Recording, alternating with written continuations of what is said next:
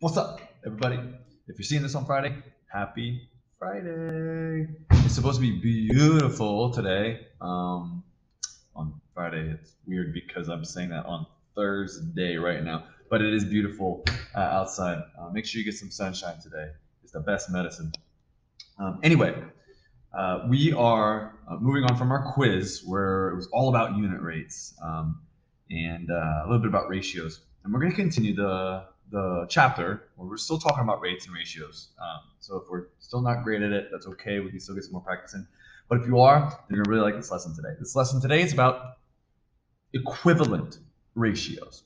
And we've done a lot with equivalent fractions. And I'll give you a quick refresher. What I mean by equivalent fractions is something that looks like this, right? Where we have two fractions that aren't necessarily the same, right? A half is not the same as 2/4, but they are the same amount, right? So which is why we use the word equivalent and not equal. Half of something is essentially the same as having 2/4 of something, but the pieces might be different sizes. Imagine having half a candy bar.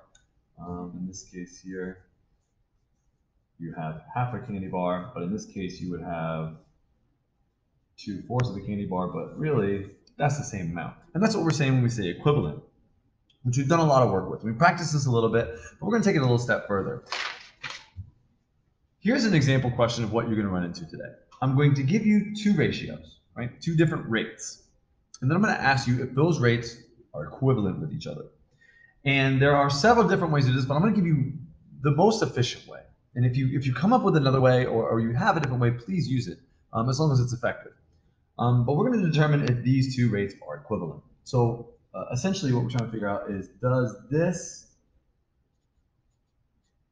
equal that, right? Are these two rates equivalent? And the best way to do this is to take both of the rates and find the unit rate of each of them. And if it's the same, they're equivalent.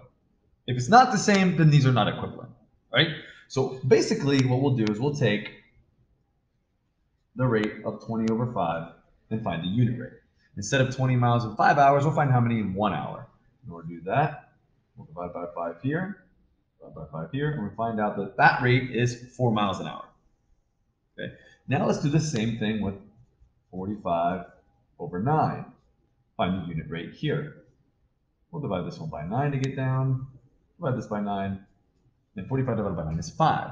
So we find that the rate of the first one, or the unit rate of the first one, is 4 over 1, and the unit rate of the second one is 5 over 1. So the question is, are these rates equivalent?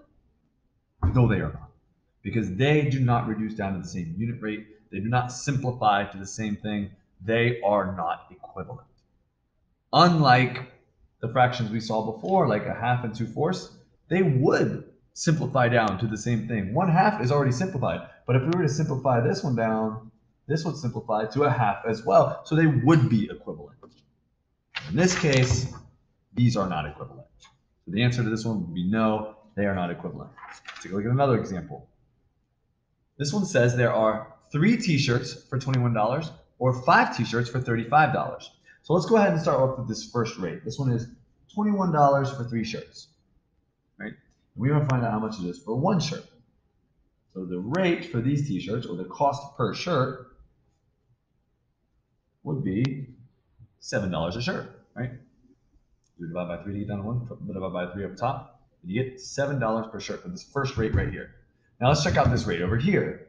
At $35 for 5 t-shirts, we'll divide by 5 to figure out how much each shirt costs. We get 7. So with this rate, we find out that this rate over here is $7 a shirt, and this rate over here ends up being $7 a shirt. So are these rates equivalent? Yes, these rates are equivalent because their unit rates are equivalent.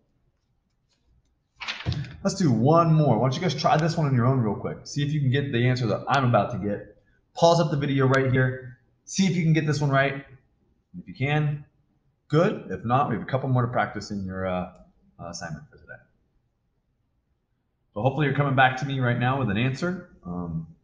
If not, I'm a little disappointed, but let's hope you got something here. The first right here is 36 t-shirts in 3 boxes, and the other one is 60 t-shirts in 6 boxes.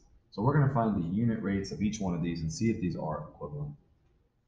This one will be divided by 3. This one will be divided by 3, and that is 12 t-shirts per box on this one. And then this one here, we will divide by 6. And we'll divide this one by 6.